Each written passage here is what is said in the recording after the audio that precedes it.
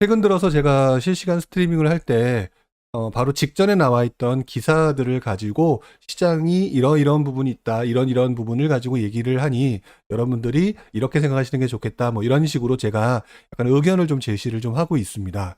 자, 그런데 이번 주도 역시 마찬가지로 그 부분을 말씀을 좀 드리려고 하는데요. 자, 그런데 일단 지금 현재 상황에서 재밌는 부분은 바로 오늘 이 서울시장 후보 중에서 부동산 관련된 공약 부분, 이런 부분을 조금 얘기를 안 할래야 안 할 수가 없겠죠. 자, 보시는 것처럼 지금 현재 사전투표 상황으로 봤을 때는 국민의힘의 오세훈 후보가 조금 앞서고 있는 상황이고 가능성이 높다고 하는데, 일단 먼저 이분의 그 공약 부분을 조금 한 번 더 보면서 일단 어떤 부분을 좀 신경 써야 되고 어떤 부분을 챙겨야 되는지 이런 부분을 한번 보도록 하겠습니다. 물론 제가 뭐 엄청나게 전문가 입장에서 말씀을 드리기보다는 기본적으로 조금 신경 써야 될 부분, 그 다음에 주의해야 될 부분, 이런 부분에 대한 얘기를 한번 말씀을 드려야 될 것 같은데요. 지금 보시는 것처럼 공급적인 부분에 대해서 용적률 규제 완화라든지, 그 다음에 5년간 36만 가구를 공급하겠다, 이런 내용이 있고요. 그 다음에 재개발 재건축에 관련된 부분은 규제 완화를 하겠다. 뭐 이거는 뭐 여러분들 다 알고 계신 내용이고요. 그 다음에 이제 나온 얘기가 개발 부분에 대해서 강남과 강북을 균형 발전을 하겠다. 그리고 기타 부분에 대해서는 뭐 재산세율 관련, 아무래도 세금 부분이겠죠. 이런 부분을 얘기를 했는데, 일단 먼저 이 얘기를 하기 이전에 여러분들이 한 가지 꼭 기억을 하셔야 될 부분이 있습니다. 첫 번째가 뭐냐? 지금 현재 서울시장이 당선된 분들의 임기는 1년 정도밖에 남아있지 않다. 자, 먼저 이 부분을 신경을 쓰셔야 되고요. 자, 그렇다면 이 부분이 결과론적으로 이렇게 제시하고 있는 내용들이 과연 제대로 될 수 있을 것이냐라고 하는 부분에 대해서는 약간 갸우뚱하는 부분이 좀 많은 부분이 있습니다. 그래서 전 개인적으로 어떤 식으로 생각을 하냐 하면은, 철저하게 이 부분은 우리 부동산을 볼 때 호재를 보듯이 보는 게 1차적으로 맞다라고 보여지고요. 그래서 지금 현재 공급 부분이라고 하는 부분은 뭐 5년간 뭐 36만 가구, 그다음에 용적률 규제 완화, 이런 부분에 있어서는 분명히 지금 현재 상황이 아니라 앞으로 계속 진행되려고 하는 상황으로 이어질 가능성이 높다. 단 단기적으로는 쉽지는 않을 거다라고 하는 부분을 꼭 기억을 하셨으면 좋겠고요.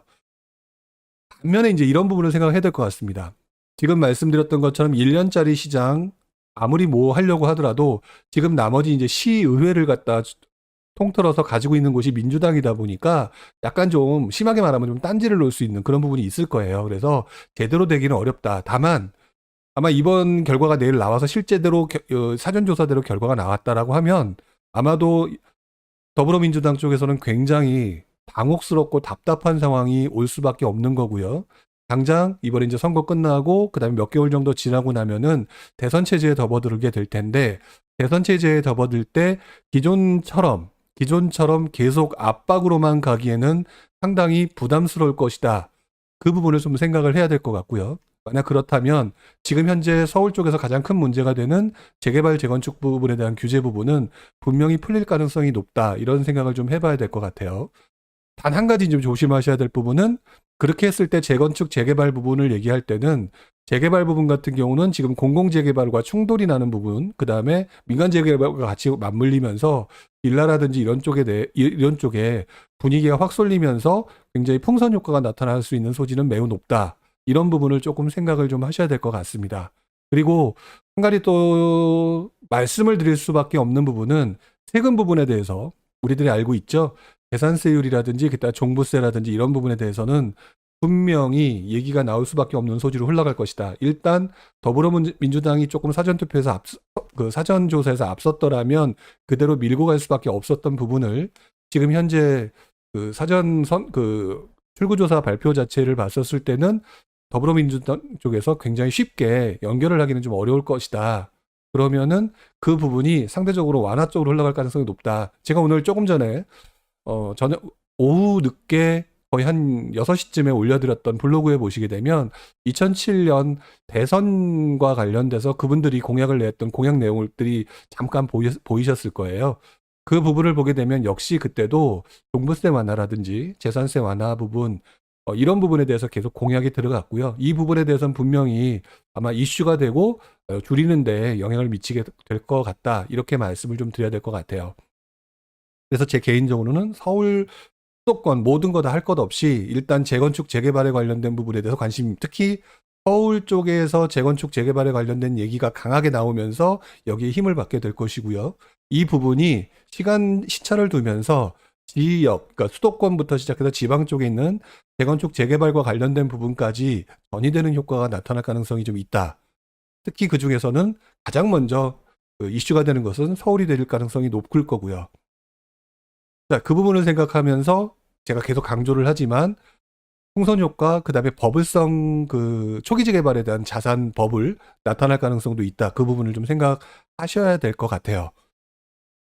자, 그리고 이 부분 정도로 좀 간단하게 정리를 좀 해야 될 것 같고요. 다음은 최근에 나왔던 그 기사를 가지고 몇 가지 조금 말씀을 드리면서 제가 오늘 준비한 내용 좀 간단하게 말씀을 좀 드리도록 하겠습니다. 자, 오늘 제가 블로그에 글을 올려드렸다고 했는데요. 그 블로그에 올려드렸던 글 내용과 상당히 유사한 부분이라고 생각하시면 되고, 그 부분을 조금 더 자세하게 설명을 드리는 거다라고 이해를 하시면 될 것 같아요. 최근 이번 이제 서울시장 선거 이전부터 지난주 이번 주죠. 지난주 이번 주에 대해서 갑자기 늘어난 기사가 좀 있었어요. 바로 인플레이션과 관련된 기사입니다. 지금 보시는 것처럼 4월 2일자에 나왔던 기사인데요. 3월 소비자 물가 지수가 1.5% 올랐고요. 1년 2개월 만에 최대폭 상승을 했다. 이런 기사가 나왔습니다. 바꿔 말하면은 지금 물가 상승률이 표면화되었다. 그 중에서도 이제 아무래도 이런 얘기 많이 나왔잖아요. 그 장바구니 물가가 상당히 많이 올랐다라고 얘기를 하게 되는데, 문제는 물가 상승과 관련된 부분이 발생되게 되면은 항상 이 부분이 경제 환경상 이슈가 될 수 있는 소지가 매우 높다. 이 부분을 좀 생각을 해야 될 것 같아요. 자, 지금 보시는 또 다른 기사를 보게 되면은요. 이렇게 내용이 나오죠. 소비자 물가가 14개월 만에 가장 큰 폭으로 상승을 하니까 인플레이션에 대한 우려가 나오고 있다. 특히나 코로나19 때문에 극복 때문에 재정 확장 정책을 지속하기로 한 만큼 인플레이션 상황을 미리 고려해야 된다는 지적이다라고 얘기를 했죠. 그러지 않아도 확장 정책을 피게 되면은 물가 상승 가능성이 높은데, 여기에 지금 벌써 인플레이션 우려가 나타나고 있다라고 했을 때는 굉장히 일반적인 인플레이션 정도가 아니라 연결고리로 자산 버블이 나타날 가능성이 있다. 이 부분이 항상 주의하셔야 될 거고 신경 쓰셔야 될 부분이라고 얘기를 하는 부분이죠. 물론 지금 이 얘기가 당장의 문제가 되거나 당장 버블성의 문제가 발생될 그런 소지를 말씀을 주시는 게 아니라 기본적으로 항상 과거의 사례가 그랬기 때문에 이 부분을 조심해야 된다. 특히나 가장 큰 문제는 지금 미국과 관련돼서 우리나라가 경제가 굉장히 큰 영향을 받게 되는데, 여기 이런 내용이 나오고 있습니다. 최근 2조 2,500억 달러의 달러 규모 재정 인프라를 예고했다. 결국 확장 정책을 유지하겠다. 그러면 결국 미국도 인플레이션 소지가 매우 높다. 이런 얘기가 되거든요. 자, 미국이 인플레이션이 발생한다. 이 부분은 사실상 미국의 달러를 기본으로 하는 세계 경제가 돌아가는 부분이기 때문에 인플레이션이 외국으로 수출되는 경우가 상당히 많습니다. 이 부분을 설명드리기에는 너무 복잡한 부분이 있어서 이 자리에서 말씀을 드리기는 좀 그렇지만, 어쨌든 인플레이션이 해외로 전이되는 가능성이 항상 있어 왔다. 이 부분을 생각하셔야 된다는 거고요. 자, 미국 얘기가 잠깐 나와서 그 시기 때 나왔던 기사를 확인을 해보면은요. 지금 미국 제조업 업황이 37년 내 최고다. 그래서 인플레 압력이 더욱 높아질 거다라고 얘기를 하고 있죠. 이 상황에서 결국에는 경기 확장을 더 하게 되겠다. 그러면 여러 가지 잘 돌아가겠죠. 그 상황이 되게 되면은 결국 인플레이션, 미국의 압력 자체도 매우 높아질 것이고, 맨 아래 기사에도 나오지만 일시적이 아닌 것이라고 보고 있다라고 하는 부분이 결국 인플레이션 압박이 굉장히 높아진다는 얘기가 됩니다. 자, 문제는요, 바로 아까 제가 말씀드렸던 것처럼 외국으로 이런 인플레이션이 수출되는 문제가 있는데, 특히나 우리나라 같은 경우는 이런 문제가 있습니다. 자, 여기 내용을 보시게 되면은요, 미국을 중심으로 지금 경기 회복을 위해서 인플레이션, 재정 확대 정책을 펼치고 있다. 자, 그러므로 인해서 인플레이션이 발생이 되게 되면 나중에 이 부분을 회수하기 위해서는 금리를 올려야 되는 상황이 된다. 이 부분은 변함이 없어요. 그리고 요즘 들어서 금리 인상과 관련된 내용도 많이 나오고 있죠. 인플레이션이 나타나게 되면 곧바로 금리 인상과 관련된 이야기가 나올 수밖에 없는 게 현실이고요. 이렇게 되면 미국이 금리가 올라가잖아요. 근데 우리나라가 아직 경제가 회복되지 않은 상태면 미국의 금리는 높고요. 그다음에 우리나라 금리는 낮아요. 자, 그러면 이자 많이 주는 곳으로 돈이 몰려가면서 우리나라 경제가 굉장히 안 좋아지는 상황이 발생될 수가 있습니다. 즉, 미국은 금리를 올려서 돈이 빠져나가는데 우리는 회복이 늦어졌고, 그러다 보니까 결국 경기 확장 정책을 펼쳐야 되는 상황이니까 금리 인상은 못하고, 이러면서 계속 금리 격차는 벌어지고, 이 상황 때문에 또 문제가 생기고, 자, 이런 부분이 계속 연결되면서 우리가 환율이 불안해지고 되게 안 좋은 상황이 오면서 뭐 금융위기가 왔다. 뭐 이런 과거의 그런 사례들 때문에 바로 이런 부분을 얘기를 하게 되는데요. 솔직히 말씀을 드리면 그 문제는 그렇게 크게 걱정할 문제는 아닌 것 같아요. 왜? 우리나라가 이미 몇 번의 그런 경험이 있었기 때문에 그 부분에 대해서 굉장히 신경을 쓰고 있고요. 그렇기 때문에 그 부분에 대해서는 정부가 굉장히 잘할 것이라고 보고 있습니다. 다만 여기 보는 기사 4월 7일자 바로 오늘 기사죠. 이런 기사가 있는 걸 볼 수가 있어요. 한국 올해 인플레이션 가속화를 경험할 것. 자, 이 부분이 뭐 중요한 게 실제 그렇게 될 것이다 라고 확정돼서 얘기할 수 있는 부분은 아닌데요. 이 부분입니다. 올해 아시아 국가들, 한국, 호주, 홍콩, 싱가포르, 대만 같은 경우는 물가 상승률 수준이 조금 높을 것이다 라고 얘기를 하고 있고요. 문제는 그 밑으로 내려가서 보시게 되면은 다른 나라 얘기가 나와요. 호주와 뉴질랜드 같은 경우는 이미 저금리 기조로 인해서 주택가격이 상승하고 있고, 호주 같은 경우도 2019년에 디플레이션에 회복되면서 주택가격이 상승하고 있고, 결국 바꿔 말하면은요, 자산 인플레이션도 나타날 가능성이 같이 맞물려 돌아간다라고 하는 부분이 맞을 거예요. 맨 밑에 이런 말이 나와 있죠. 시중 통화량이 증가하면서 인플레이션으로 이어질 수 있다. 즉 자산 인플레가 나타날 가능성이 있기 때문에 상당히 이 부분에 대해서 신경을 써야 되는 문제다. 특히나 우리는 지금 여러 가지 이유, 사실상 부동산 하락에 관련된 얘기를 되게 많이 하잖아요. 근데 바로 지금 제가 말씀드렸던 이 몇 가지 상황들, 경제적으로 이렇게 흐름이 올라가서 이렇게 돼서 어떻게 될 것이다 라고 하는 원래 기본 경제학 원리들이 있어요. 그 경제학 원리들에 대한 부분을 제대로 설명하거나 그런 거 없이 그냥 막연하게 부동산 하락이라고 얘기하기에는 지금 상황이 되게 인플레 쪽의 가능성이 더 높은 게 현실적이다라고 말씀을 드릴 수밖에 없고요. 아까 말씀드렸던 것, 그다음에 지금 여기 있는 기사에서 말이 나온 것처럼 만약에 빠른 물가 상승이 나타나게 된다면 결국 자산 인플레이션도 마찬가지로 나타날 가능성이 높다. 이런 부분을 꼭 말씀을 좀 드려야 될 것 같아요. 자, 지금 어떤 분께서 지금 이렇게 표현을 하셨습니다. 지금 현 상황이 스태그플레이션 상황이 아닐까요? 라고 표현하셨는데요. 그 부분은 조금 한 가지 좀 기억을 하셔야 될 게 뭐냐면 경기 침체라고 하는 부분을 내 기준으로 보고 있어서 그렇게 판단하실 수가 있어요. 왜냐면 저도 옛날에 그랬는데 경기 침체, 왜 우리가 살고 있는 경제가 지금 되게 안 좋은 상황 같잖아요. 왜 소비자 물가 계속 오르죠. 우리는 별로 돈 많이 못 벌고 있죠. 하지만 국가 경제라고 하는 건 경제 성장률을 따지고 있고요. 그런 걸 따져 봤을 때는 사실상 우리나라가 경기 침체 상황은 아니에요. 그렇기 때문에 경기 침체 상황에서 물가 상승이 발생되는 스태그플레이션이 발생될 소지는 현재까지는 아닌 거고요. 물론 어떤 면에서는 앞으로 경기 침체가 나타나면서 그렇게 나타날 수가 있겠죠. 더더구나 우리가 보통 인플레이션을 얘기할 때 수요 견인 인플레이션과 비용 인상 인플레이션이라는 게 있고요. 비용 인상 인플레이션은 나쁜 인플레이션이고 수요 견인 인플레이션은 좋은 인플레이션이라고 얘기하죠. 근데 지금 이제 비용 인상 부분도 발생될 거기 때문에 나쁜 인플레이션이 발생될 소지도 분명히 있는데 문제는 지금 우리나라뿐만 아니라 전 세계적으로 하고자 하는 행동이 경기 활성화거든요. 결국 이 말은 수요 견인 인플레이션을 만들고자 하는 거고요. 비용 인상 인플레이션이라고 하는 부분을 굉장히 조금 강하게 막으려고 하는 그런 부분이 분명히 있을 것 같다. 그래서 지금 현재 상황이 예전 70년대 초반에 나타났던 스태그플레이션과 같은 경기 침체 상황이 절대 아니다. 그리고 경기 침체라고 하는 거는 모든 국가의 경기 침체를 판단하는 지수는 개인의 상황이 아니라 국가 경제 성장률을 가지고 보통 얘기를 한다. 이렇게 보시면 될 것 같아요. 오래간만에 옛날에 학교에서 배웠던 얘기를 저도 한번 좀 써본 것 같습니다. 저도 이제 경제학과 출신이니까 갑자기 옛날 생각이 좀 나네요.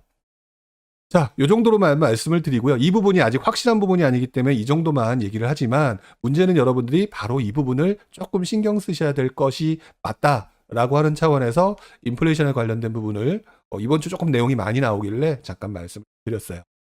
자, 그리고 이제 몇 가지 또 이제 봤던 내용을 가지고 말씀을 좀 드리려고 하는데요. 아주 재밌는 기사들 많았었던 것 같아요. 여전히 자극적인 기사들.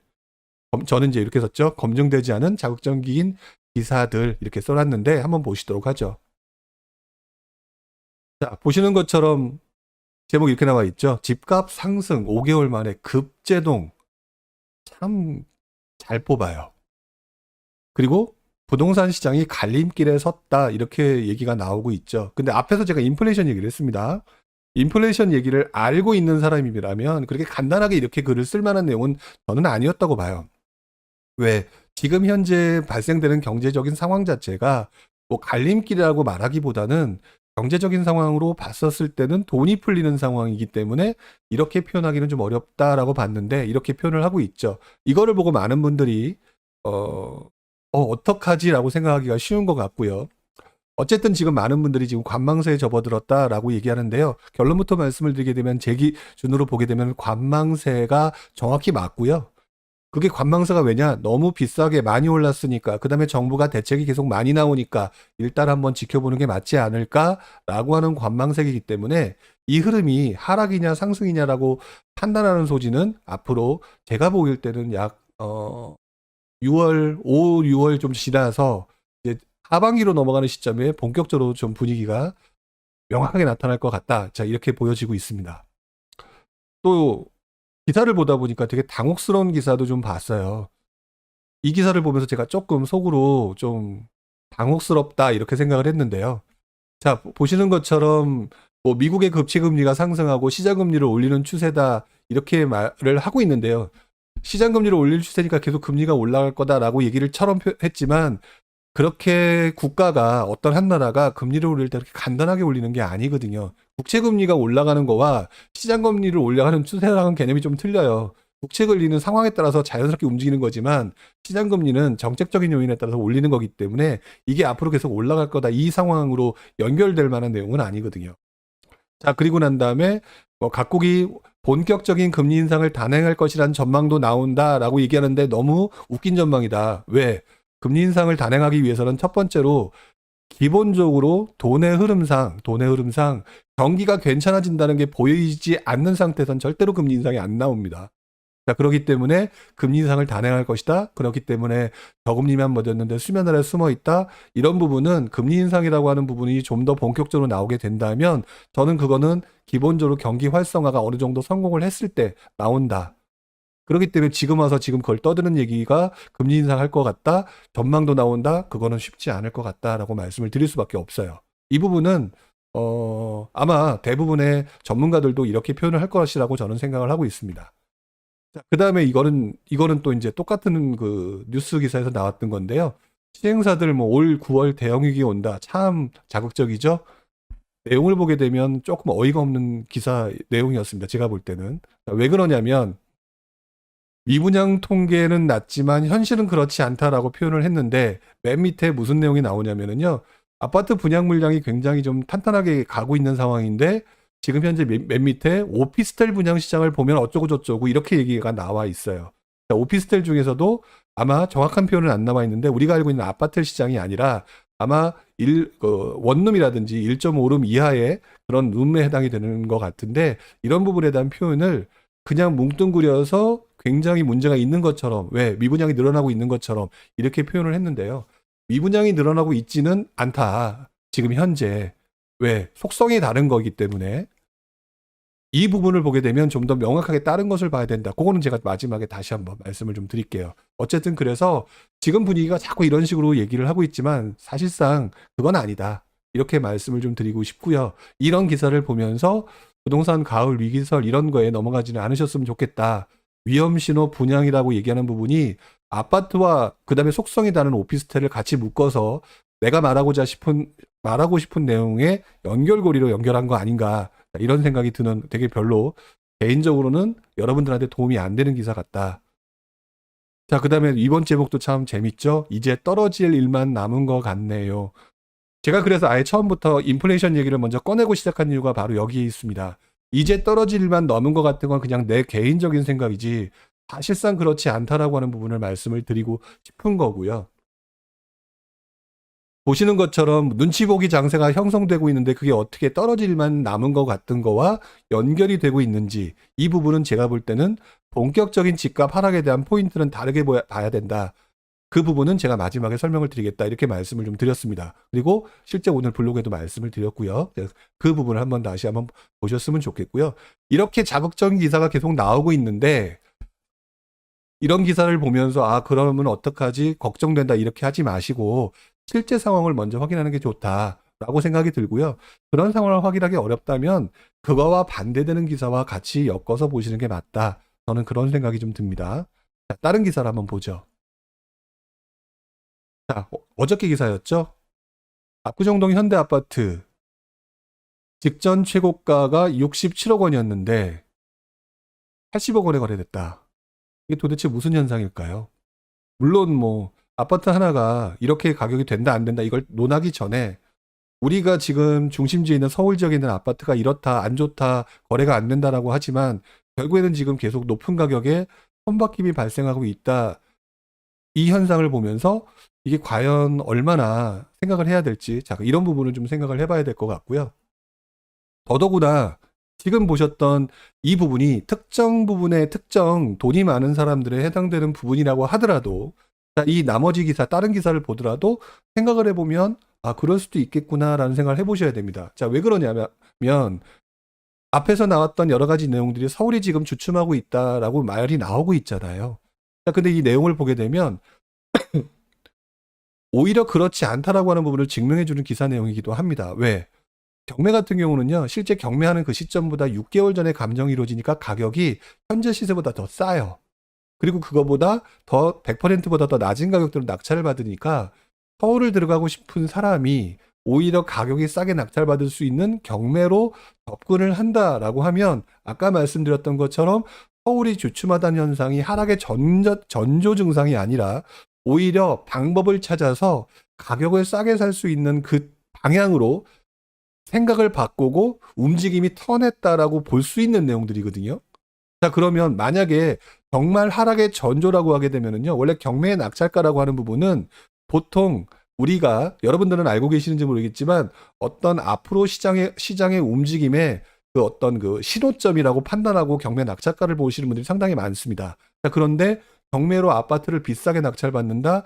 고점을 찍는 일반 아파트의 매수보다 경매로 차라리 비싸게 받는 게 차라리 가격을 싸게 받는 거다. 만약 이렇게 되는 거라면 지금 말씀드렸던 것처럼 서울에 대한 관심이 사라진 게 아니라 밑바닥에서 움직이는 위치가 달라지고 방법만 바꾸고 있는 거지 아직까지 흐름은 여전하다라고 볼 수가 있다라는 거죠. 이 부분을 생각하게 되면 과연 아까 보셨던 언론 기사처럼 그렇게 판단할 수 있겠느냐, 이 부분도 여러분 꼭 한번 생각해 보셨으면 좋겠다. 자, 그래서 언론을 보실 때, 기사를 보실 때는 최악의 기사와 그렇지 않은 기사들을 보면서 계속 함께 생각을 해보시는 게 좋다, 이렇게 말씀을 좀 드리고 싶어요. 그리고 요즘 뭐 저도 이제 며칠 전에 그 인천에 관련된 글을 올렸지만 최근 들어서 주변부에 있는 아파트 가격이 상당히 강해지고 있죠. 자, 지금 보시게 되면 인천의 집값 상승률 얘기하면서 괜찮다, 좋아지고 있다. 그리고 그 위에 있는 기사 보면은 중구 중산동이라고 하게 되면 영종도고요. 밑에 내려와서 보면 계양구 용종동이라고 하는데 계양구, 흔히 말하는 예전 계산지구라고 불렸던 곳에 있는 아파트 단지입니다. 구축들이죠. 자, 그런 동네들이 움직임이 이어지고 있다. 이런 상황을 가지고 결국 앞에서 조금 전에 말씀드렸던 서울에서 비싼 가격으로 살려고 하는 사람들이 차라리 방법을 경매로 바꿨다. 또는 외곽 지역의 싼 곳으로 방향을 턴했다. 이렇게 보는 게 현실적으로 맞는 것이지 아까처럼 이제 앞으로 떨어질 일만 남은 것 같네요 라는 표현 자체는 말도 되지 않는 표현인 것 같다라고 저는 보고 있다는 얘기입니다. 지금 현재까지는 그렇다. 자, 그 밖에도 투자를 하고자 하셨던 분들은 상당히 많은 분들이 외부 지역, 외곽 지역, 지방지방 쪽으로 많이 움직이고 계시고요. 지금 보시는 것처럼 아산이라든지 속초, 그다음에 군산, 이렇게 많은 지역을 향해서 움직이고 있다. 그리고 그쪽에 있는 분양권이 아무래도 개념이 소액 투자잖아요. 그 다음에 비조정 지역이 좀 더 많고요. 바로 이 지역으로 움직이는 상황. 자, 그러면 사람들이 계속 이렇게 움직이는 상황을 무시한 채 떨어질 일만 남았네요. 말을 하기는 상당히 어렵다. 이렇게 말씀을 드려야 될 것 같다는 거죠. 자, 그뿐만이 아닙니다. 4월 6일자니까 어저께였는데요. 이게 동아일보 기사였을 거예요. 동아일보 기사에서 단독으로 신규 분양 대출 LTV DTI 규제 완화라는 기사가 나왔었죠. 기사가 딱 나오면서 아마 이런 기사를 보자마자 저도 이런 생각을 했었습니다. 이렇게 되게 되면 많은 사람들이 결국은 집을 살 수밖에 없는 상황 또는 살 수 있는 기회가 생겼을 때 결국 수요가 늘어나는 현상이 나타날 것 같다라는 생각을 했었는데요. 자, 바로 다음 페이지 보시면 나오는 것처럼 정부는 사실과 다르다라고 얘기를 했죠. 자, 그래서 항상 뭐든지 그런 것 같아요. 뭐 동아일보 기자가 그냥 밑도 끝도 없이 말도 안 되는 기사를 냈을 것 같지는 않고 어디서 무슨 얘기를 들어서 기사를 낸 것 같은데 문제는 이런 내용이 괜히 시장에 영향을 미치면 안 될 테니 사실과 다르다 이렇게 기사를 발표한 것처럼 보여져요. 그리고 실제로 그동안 사례를 보게 되면 매우 이런 식의 그동안의 패턴이 상당히 많았던 것은 사실이고요. 그리고 난 다음에 며칠 지난 다음에 슬그머니 그래 다시 완화해 줄게 이렇게 발표한 적도 상당히 많았었습니다. 아니나 다를까 자, 밑에 보시게 되면요. 다음 장 보시게 되면 이게 오늘 기사죠. 오늘 기사에서 결국에는 LTV DTI 완화를 논의를 진행하고 있다라고 하는 내용이 지금 나오고 있습니다. 보시는 것처럼 관계기관 간의 논의가 진행 중이다라고 다시 한번 내용을 사실과 다르다 해서 다시 한번 하고 있다라는 내용이 나왔죠. 자, 그런데 오늘 서울시장 선거가 또 나왔습니다. 결과가. 최종 결과는 아니지만.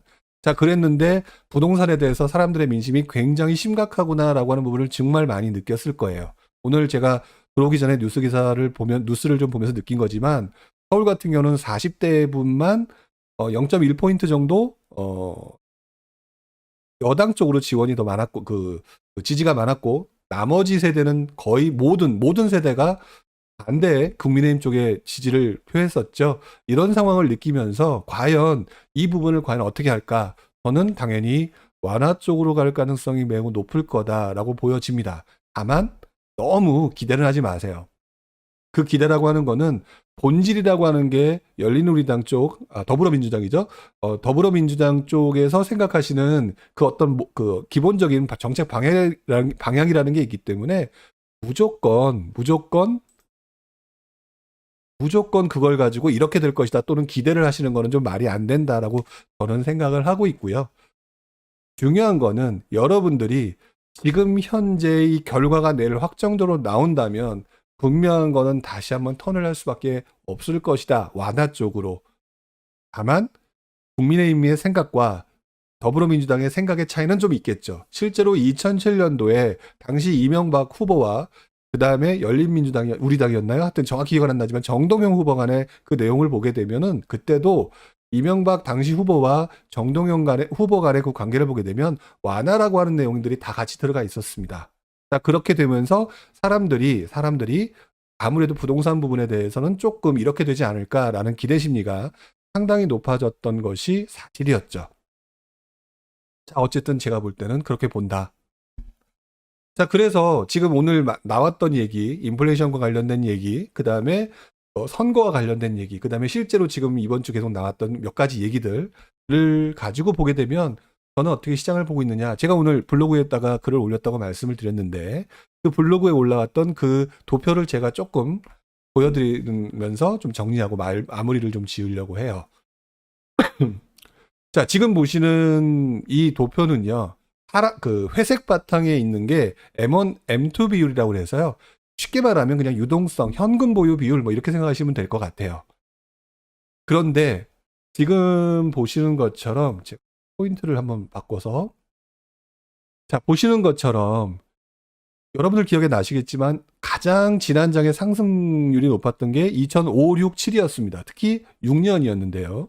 2006년도쯤 보게 되면 5년부터 6년쯤까지 보게 되면 이 시점에 유동성이 상당히 많았다라는 것을 여러분들이 기억을 하고 계실 거예요. 보고 계실 거예요. 자, 그리고 그 전까지는 계속 금리가 이렇게 기준금리가 내려가고 있었다. 자, 그런 부분이 있는 거거든요. 결국 부동산 시장이 이 돈하고 금리하고 연관이 안 될래야 안 될 수가 없어요.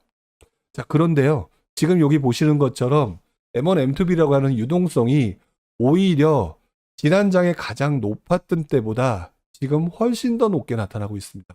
그만큼 현금을 가지고 있고 쓸 수 있는 정도의 비율이 매우 높다라고 표현할 수가 있고요. 그때보다도 금리는 현저하게 낮다라고 말씀을 드릴 수가 있는 거죠. 자, 이런 상황에서 자, 보시게 되면은요. 또 다른 거를 또 한번 보여드리려고 하는데요. 여기에다가 파란색으로 넣어드린 것은요. 당시 부동산 시장의 미분양의 변화입니다. 미분양률이 아니라 미분양 현황의 변화를 갖다가 막대 그래프로 표현한 건데요. 이거를 연합해서 한번 보여드리면서 설명을 한번 드려볼게요. 당시 유동성이 엄청나게 많았었던 시점, 그리고 그 시점에는 금리도 대단한 저금리였습니다. 자, 그러다 보니까 당연히 아파트 가격이 상승할 수밖에 없었겠죠. 자, 그런데요. 여기다 보시게 되면 이 당시의 모습이에요. 이게 매매 가격 지수고요. 여기가 전세 가격 지수인데 확실히 금리가 떨어지고 유동성이 많아지는 상황에서 매매 가격, 전세 가격, 특히 매매 가격 지수가 급격히 올라가는 게 보이시죠? 자, 이게 바로 상승장이라고 얘기하는 기본적으로 경제학적으로 그냥 지표를 가지고 판단하는 내용이기도 합니다. 자, 그런데 하락장 때 모습을 한번 보실게요. 우리가 알고 있는 하락장은 2008년 금융위기라고 알고 있지만 그 시점 전에 무슨 현상이 나타났나를 보자는 거죠. 첫 번째, 금리가 올라가기 시작을 합니다. 금리가 올라가기 시작을 하고요. 그 다음에 지금 보여드렸던 이 M1, M2B의 유동성이 떨어지기 시작을 하죠. 그리고요, 이 밑에 있는 미분양이 조금씩 늘어나다가 어느 순간 급격히 늘어나는 게 보이실 거예요. 이 늘어나는 포인트를 보시게 되면은요, 금리가 인상하면서 유동성이 떨어지는 상황이 되니까 아파트를 분양받는 사람들이 사라지고 결국 미분양이 늘어났다. 이런 내용이 되거든요. 자, 이게 보통 제가 보는 하락의 시로의 기본 원리입니다. 그런데 여기가 바로 지금 현재의 모습이죠. 그러면 지금 현재 이 시장의 모습이 과연 과거 시장과 비교했을 때 어느 시점과 똑같느냐, 하락기냐 상승기냐를 말씀을 드리게 되면 지금까지는 분명히 상승기에 해당이 된다라고 하는, 뭐 극단적으로 이 그래프만 가지고 보게 되면 거의 뭐 한 요 시점쯤 되겠네요. 요 시점쯤. 자, 그렇기 때문에 우리가 정말 하락이라고 하는 부분을 생각을 한다면은요. 하락이라고 하는 부분을 생각한다면 결국 그 이후에 금리의 인상이라든지 그 다음에 유동성의 약화라든지 그 밖에 미분양의 증가와 같은 이 현상들이 시간이 흘러가면서 계속 뭔가 쌓여가는 것들이 보여져야 하락의 신호라고 볼 수가 있다는 거예요. 근데 지금 이 상황에서 이게 올해 1월까지의 모습입니다. 자료가 나와 있는 게 1월까지밖에 없어서. 근데 어디에서 지금 보이는 것처럼 하락의 신호가 보이고 있느냐. 더더구나 맨 앞에 오늘 제가 그렇게 말씀을 드렸죠. 어떤 부분을 말씀을 드렸냐. 인플레이션, 지금 경기 활성화를 위해서 통화는 더 늘리려고 하고, 그러니까 돈은 계속 풀려고 하고 있고요.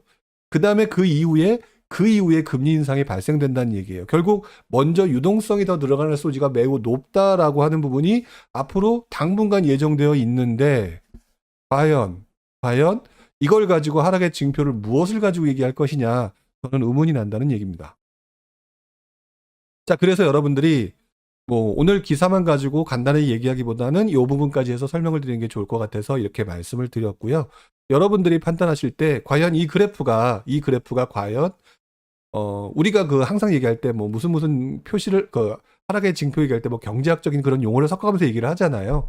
과연 그렇게 했을 때 이 표를 보게 되면은 과연 하락을 가지고 판단할 만한 것들이 얼마나 보이는지 여러분들이 한 번쯤 생각해 보셨으면 좋겠다라고 말씀을 좀 드리고 싶네요. 자, 제가 오늘 준비한 자료는 여기까지입니다. 그리고 준비한 자료는 여기까지 마치고요. 지금 한 40분 정도 됐는데 돌리고 난 다음에 다시 여러분들의 의견, 그 다음에 궁금한 점 이런 부분에 대한 얘기를 가지고 얘기를 할 수 있도록 하겠습니다. 화면을 좀 돌릴게요.